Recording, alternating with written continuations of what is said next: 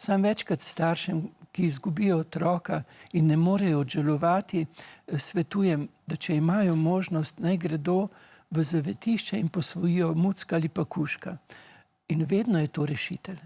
Veste, živali, mi smo izgnani v glavo.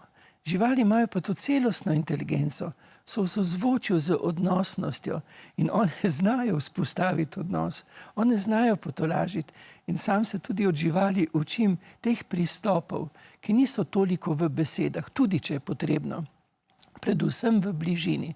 Kajti veste, srce samo po sebi oddaja frekvence, valovi in se zgodi tista čarobnost, tista očarljivost, po kateri začutiš mir, potolaženost, pa ni bilo izrečeno nekih pametnih besed, ampak bila je samo bližina, bila je sočutnost, bila je odprtost srca.